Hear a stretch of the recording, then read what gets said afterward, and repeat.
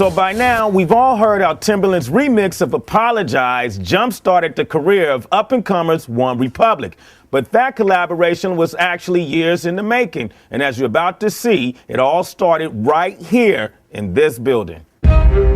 7 years before OneRepublic ever topped the TRL countdown, the band's future founder and frontman Ryan Tedder got his big break on a live special that aired right after TRL.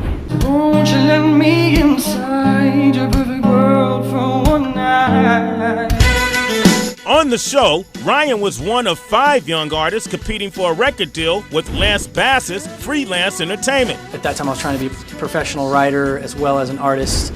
And I had very few songs at that point. I had maybe like 10 songs. Along with the MTV audience, judges Pink and Brian McKnight selected Ryan as the big winner. And while the show didn't lead to overnight success, it did get him the attention of someone very special. Timbaland saw me on that TV show and reached out to me the following summer. And that's where the whole story begins with Timbaland.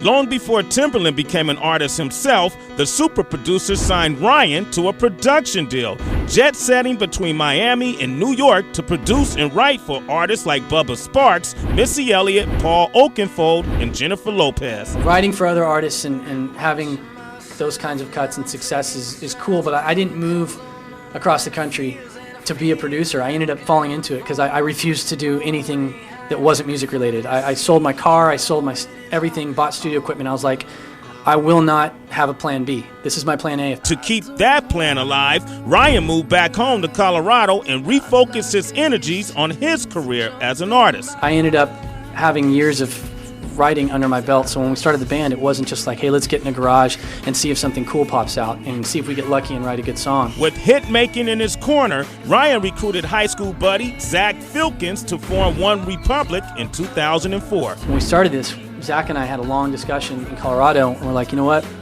It's not worth doing this if we can't at least have a shot at being the biggest thing. Take it as far as it could go. That attitude took the band to LA, where they were soon earning next big thing buzz, gaining a local following, inking a recording contract, and even playing Coachella in 2006. But just as they were about to release their Columbia debut, the deal fell apart. I literally, for probably 5 months, couldn't listen to our record.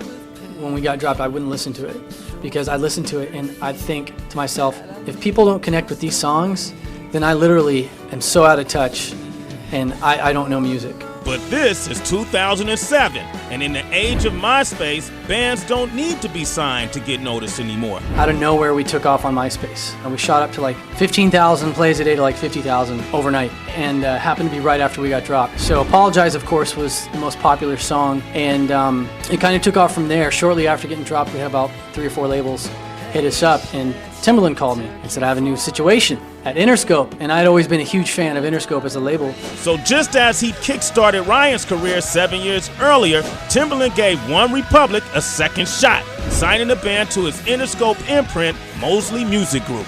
He remixed Apologize, put it on his album. We were really hesitant at first, just because that's our first single, and we had another version of it that we all loved. But when something good happens and you've gone a long time waiting for something good to happen, you just don't ask questions, you just roll with it.